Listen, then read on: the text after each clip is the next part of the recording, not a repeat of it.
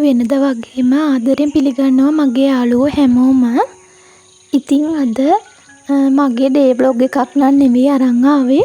මම පහුගිය දවස්වල හස්බන්ඩ්ට උයලා දීපු රස කෑම වේලක් ගැන කතාව ඔයාලත් එක්ක බෙදා ගන්න තමයි ඉතින් ආවේ. මම දන්නවා මගේ යාළුවෝ මම උයන ඒවා බලන්නත් ගොඩක් ආසයි කියලා. ඉතින් එන්නකෝ බලන්න මම අද උයපු කෑම වේලේ රස කොහොමද කියලා. ඉතින් මම උයන්න ඉස්සෙල්ලා එකටම කරන දේ තමයි කුස්සියේ කරපිංච රම්පේ අම්මිදිස් තීද කියලා බලලා ඒව නැත්තම් ගිහිල්ලා කඩාගෙන එන එක. ඉතින් අපි කෑම වේලක් උයනකොට ඒකේ සුවඳට අනිවාර්යෙන්ම ඕන දෙයක් තමයි මේ කරපිංච රම්පේ කියන්නේ. ඒ විතරක් නෙවෙයි ඒකෙන් කෑම මාර විදියටම රස වෙනවා. ඉතින් අනිවාර්යෙන්ම මං කෑම වලට මේ කරපිංච රම්පේ එකතු කරනවා. මස් මාළු හදනව නම් සේර එහෙමත් එකතු කරනවා. ඒ වගේම ඒවැ ගුණත් ගොඩක්ම තියෙනවනේ ඉතින්. ඉතින් මම මේ විදියට ඔන්න උයන්න ඉස්සර වෙලා කරපිංච රම්පේ ටික කඩාගෙන ආවා. ඊයේ සෙනසුරාදා පොළ තියුණා. ඉතින් පොළට ගිහිල්ලා අපි එළවලු ගෙනාවා. ඒව නම් මට වීඩියෝ කරන්න උනේ නැහැ. ඉතින් මුකුණු වෙන්නත් විකුණන්න තියුණා. ඉතින් අපේ මුකුණු වෙන්න ගෙදර ටිකක් හෙවන නිසාද කොහෙද හරියට හැදිලා නැහැ. ඉතින් මම මේ පාර පොළෙන් මුකුණු වෙන්න මිටියකුත් අරගෙන ආවා. ඒකම ඉතින් එළවලු ගොඩකුත් ගෙනාවා. ඉතින් ඒවයින් මම ටිකක් තෝරගෙන පාට රස සුවඳ ගලපලා රස කෑම වේලක් උයන්න තමයි හදන්නේ. ඉතින් මම මේ දැන් කරන්නේ මේ පලා ටික හොඳට සුද්ධ කරගෙන දෙසරයක් තුන් සැරයක් හොඳට සෝද ගන්න එක. ඒකම එළවලුත් ඔක්කොම සුද්ධ කරගෙන මේ වෙලාවෙම සෝදගත්තා. ඉතින් මං උයනකොට එකටම කරන්නේ බත රයිස් කුකර් එකේ තියලා ඊට පස්සේ එළවලු ටික සුද්ධ කරලා එළවලු ටික සෝදගෙන කපා ගන්න එක. ඊට පස්සේ තමයි පොල් ටික ගාලා පොල් ටික මිරික ගන්න. ඉතින් ওই විදියට තමයි මම පිළිවෙලට උයාගන්නේ. ඒකම පිළිවෙලට උයනකොට අපිට වැඩ ටිකක් කරගන්න පහසුයි. ඉතින් මම උයනකොට භාජන එවෙලේ හොද ගන්නවා. ඉතින් උයලා ඉවරුණාට පස්සේ භාජන මුකුත්ම නැති තරම් සිංක් එක මැදලා කිචන් එක පොඩ්ඩක් අතුපතු ගාලා ඒ ටික කරගන්න තමයි තියෙන්නේ. ඉතින් මම හිතනවා මගේ යාළුවොත් එහෙම වෙන්නේ නැති කියලා. ඉතින් මම කිව්වේ නැහනේ අද මොනවද හදන්න කියලා. මම අද හිතුවා වට්ටක්ක කිරට හදලා පොළොස් සැඹුලක් හදලා මුකුණු වෙන්න මැල්ලුමක් හදලා කරවල තෙල් දාගන්න. ඉතින් ඕක තමයි අද රසම රස මෙනු එක. අපි කෑම වේලක් උයනකොට සැලකිලිමත් වෙන්න ඕන ප්‍රධානම දේ තමයි කෑම ටික පිළිවෙලකට ගලපලා ගන්න එක. ඉතින් පාට රස ගුණ ගලපලා ඒ කෑම වේල හදාගත්තාම ඒ කෑම වේල පුදුම තරම් රස වෙනවා. ඉතින් අද මම ඒ වගේ කෑම වේලක් තමයි මේ හදාගන්නේ. ඉතින් ඔන්න මම මුලින්ම වට්ටක්ක ටික මේ විදියට පොඩි කෑලි වලට කපලා ගත්තා. ඊට පස්සේ රතු ලූණු අහුරකුත් එකට කපලා දාලා සුදු ලූණු බික් දෙකකුත් දා ගන්න ගමන් තමයි මේ ඉන්නේ. ඉතින් ඒ එක්කම අනිවාර්යෙන්ම මේ කිරි වෑංජනයක් රස කරගන්න නම් අපි රතු ලූණු ගොඩක් එකතු කරගන්න ඕන. සුදු ලූණුත් එහෙමයි. ඒව ගොඩක් ගුණයිනේ. ඉතින් අනිවාර්යෙන්ම ඒව එකතු කරගන්න ඕන.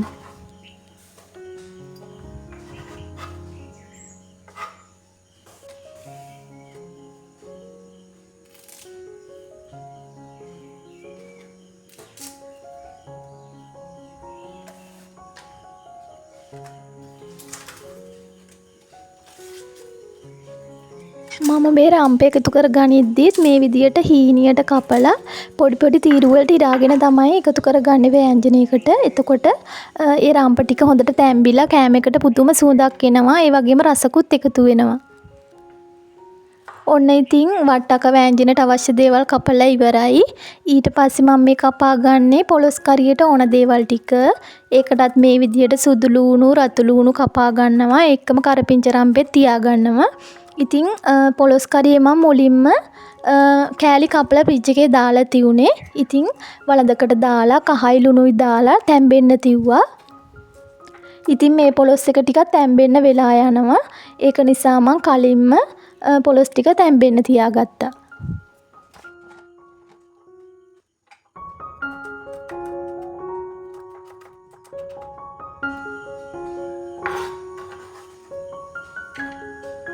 මේ නම් මේ ලුණු ලියන්නේ මුකුණු වෙන්න මැල්ලුමට. ඉතින් ඕනම පලාකොළ මැල්ලුමකට හොඳ රතු ලුණු හුරුවක් දැම්මට පස්සේ මාරම රසයක් එනවා. ඉතින් අනිවාර්යෙන්ම මම ගෙදරට පොලේ ගියාට පස්සේ රතු ලුණු ගේනවමයි. එතකොට කෑම වලට පුදුම රසක් තමයි එන්නේ.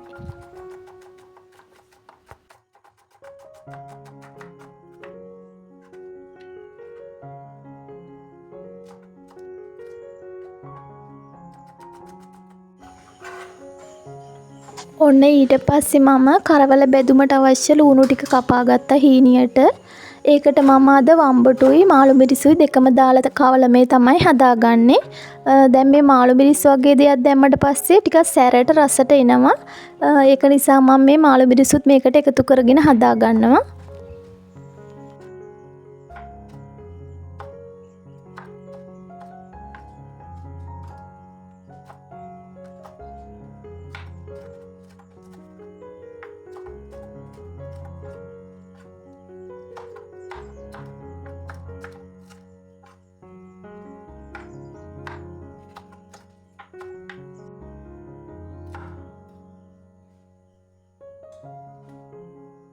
ඔන්න ඉතින් දැන් නම් කපන කොටන වැඩ ටික ඉවරයි. ඉතින් උයන එකෙන් භාගයට භාගයක් දැන් ඉවර වගේ තමයි.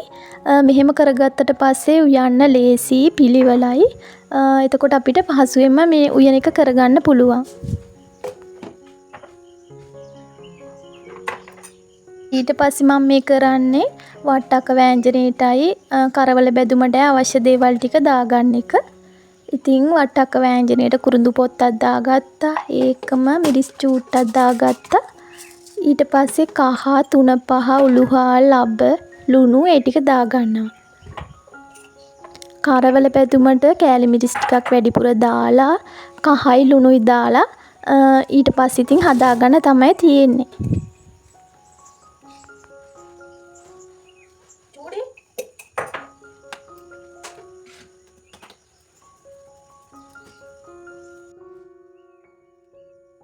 ඔන්න දැන් එළවලු ටික කපලා ඔක්කොම කරගත්තට පස්සේ බතත් හොඳට පැහිලා තියෙන්නේ. ඉතින් උයන එක ආස හිතනවා මේ විදියට එකටම බත උයාගෙන බත පැහිලා තියෙනකොට. ඉතින් මම මේ විදියට බතත් කූරු ගාලා වහලා තියාගන්නවා උණු උණුවේ කන්න. මම නම් ආස කෑම කනකොට උණු උණුවේ කන්න. එතකොට අර වෑංජනවල ඒ රසත් එක්කම මම හිතනවා කෑම ටික ගොඩක් රසට දැනෙනවා කියලා. ඉතින් මගේ යාළුවෝ කැමති කොහොමද කියලා කමෙන්ට් එකකුත් දාන්නකෝ බලන්න. ඔන්න මම දැන් වට්ටක්ක එකට වතුර ටිකක් දාලා මේ විදියට තඹ ගන්නවා මුලින්ම. මේ වෙනකොට පොලොස් එකත් හොඳට තැම්බිලා තියෙන්නේ. මේකට විනාඩි 20ක් විතර ගියා හොඳට තැම්බෙන්න. ඉතින් පොලොස් කරියක් හදනකොට අනිවාර්යයෙන්ම බෙරි වෙන්න තැම්බෙන්න ඕන. එතකොට තමයි ලුණු ඇඹුල් හොඳට අල්ලන්නේ. ඉතින් එළවලු වලින් මං ආසම දෙයක් තමයි මේ පොලොස් කියන්නේ. පුංචි කාලේ ඉඳලම මං හරිම ආසයි මේ පොලොස් කන්න. ඉතින් ඒ ආසාව නම් තාමත් ගිහින් නැහැ. පොඩ්ඩක් අර සැරට ඒකම හොඳට බෙරි වෙච්ච පොලොස් කරියක රස ඉතින් ඔයාලා දන්නවනේ. තව දෙයක් කියන්න ඕන මේ පොලොස් එක තඹ ගනිද්දී අපි වතුර එකතු කරන්න ඕනේ. ඒක තැම්බෙන ප්‍රමාණයට විතරයි. නැත්තම් තැම්බිලා ඒ වතුර ටික අයින් කරන්න හොඳ නැහැ. ඉතින් පොලොස් එකේ රසය වගේම ගුණෙත් ටිකක් අයින් වෙනවා. ඉතින් පොලොස් එකේ වතුර තැම්බෙන ප්‍රමාණයට තමයි දාගන්න ඕන. ඉතින් ඔන්න ඊට පස්සේ මම පොලොස් එකට අවශ්‍ය දේවලුත් දාලා තියාගෙන දැන් කරවල බෙදුම හදාගන්න තමයි හදන්නේ. ඉතින් මේ විදිහට තාච්චියක් ලිපේ තියලා තෙල් ටික නඩන්න ඇරලා ඊට පස්සේ හීනියට කපාගත්තු සුදු ලුණු එකතු කරගන්නවමයි මම බෙදුමකට. එතකොට පුදුම තරම් රසයක් වගේම සුවඳක් එනවා.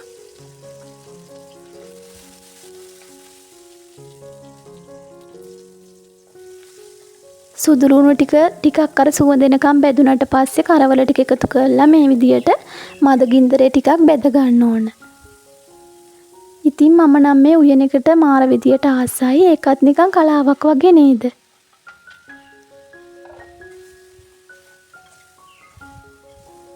අපිට මේ උයන එක පිළිවෙලට කරනව නම් එපා වෙන්නේ නැහැ. අර පිළිවෙලක් නැතුව ඔහේ කරන්න ගියාට පස්සේ තමයි උයන එකත් එපා වෙන්නේ. ඉතින් ඔන්න කතාවෙන් කතාව මම මේකට වම්බටුවේ කපාගත්ත ටිකක් දාලා කවලම් කරලා මද ගින්දරේ තැම්බෙන්න වහලා තියුවා. මේ වෙනකොට නම් දැන් වට්ටක් එකක් තැම්බිලා තියෙන්නේ. ඒකටත් මේ විදියට මිටිකිරි ටික එකතු කරලා පොඩි වෙලාවක් තියලා බා ගන්න තමයි හදන්නේ. මේ වට්ටක් එක මම ටිකක් හොදි තියලා තමයි හදාගන්නේ. ඉතින් හොදි තියලා කන්නත් දෙයක් ඕනනේ. ඉතින් වට්ටක් එක එහෙමයි හදාගන්නේ. ඔන්න ඉතින් මේ වෙනකොට කරවල බැදුම සුවඳට රසට හරි ගිහිල්ලා තියෙන්නේ. ඊට පස්සේ ඉතින් මම පොලොස් එකට අවශ්‍ය දේවල් ටික දාලා හොඳ මිටිකිරි ටිකකුත් දාලා හිඳ ගන්න තමයි හදන්නේ.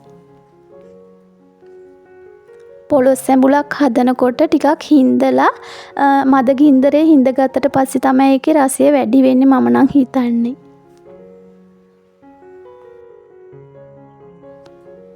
දැන් ඉතින් වට්ටක් කරි එකත් හරි.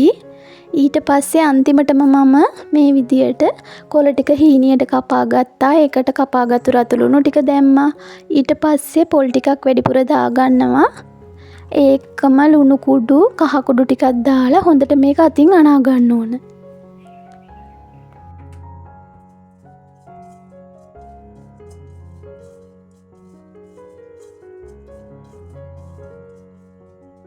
ඉතින් අපේ කෑම වේලක රස වගේම ගුණය වැඩි කරන්න පලාකොළ මැල්ලුමක් ඕනමයිනේ.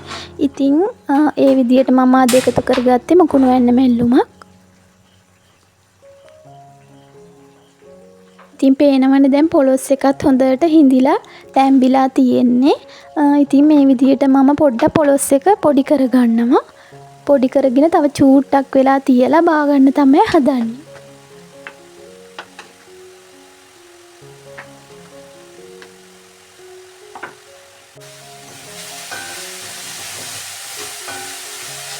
මේ පලාකොළ ටික හදාගනිද්දි මද ගින්දරේ පොඩි වෙලාවක් තමයි අපි මලව ගන්න ඕන.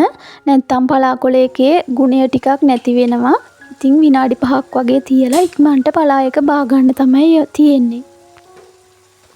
ඔන්න දැන් මේ වෙද්දි නම් මම දවල්ට උයාගත්ත රස මෙනු එක හදලා ඉවරයි. ඉතින් බලමු කොහොමද මගේ කෑම ටික තියෙන්නේ කියලා.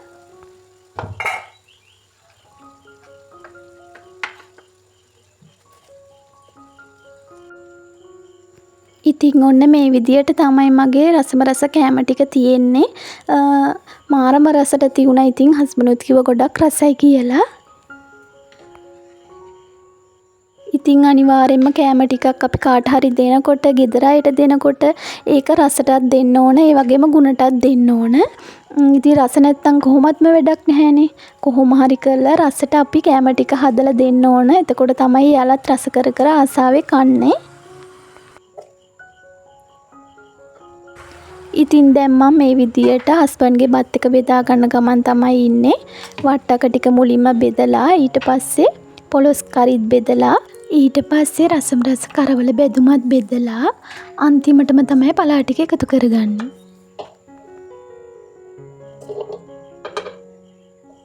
ඉතින් මේ කෑම පිඟාන දිහා බලද්දිත් ඔයාලට පේනවනේ මේ පාට ටික හොඳට ගැලපෙනවා. ඉතින් මං ඔය විදියට තමයි හස්බන්ඩ්ට පාට රස සුවඳ ගලපලා උයපු දවල් කෑම වේලේ කතාව. ඉතින් ඒ එක්කම මේ තියෙන්නේ අපි එදා දවසේම රෑට කාපු කෑම ටික. ඉතින් මම හිතුවා මේකත් රස කෑම එකක් නිසා ඔයාලට වීඩියෝ එකටම එකතු කරන්න. ඉතින් අපි ටවුන් එකට ගියා හවස. ඒකම එනකොට රෑට කන්න ගෙනාවා ඉදියාප්ප. ඉතින් ඉදියාප්පත් එක්ක කන්න ගෙනාවේ අලකිරි හොදි, මස් හොදි, ඒ වගේ මස් ඩෙවල් එකකුත් ගෙනාවා. චිකන් ඩෙවල් එකක්. ඉතින් මේකත් රස මෙනු එකක්නේ. හරිම රසට තියුණා. ඉතින් මම හිතනවා මගේ යාළුවෝ මේ වීඩියෝ එකට ආස වෙන්න ඇති කියලා. ඉතින් අද මගේ වීඩියෝ එකේම තියුණේ ඉතින් කෑම කතා තමයි. ඉතින් මේ වගේ වීඩියෝ වලටත් ඔයාලා ආසයිද? කොහොමද? වැරදි අඩුපාඩු තියෙනවද කියලාත් කමෙන්ට් එකකුත් දාන්න.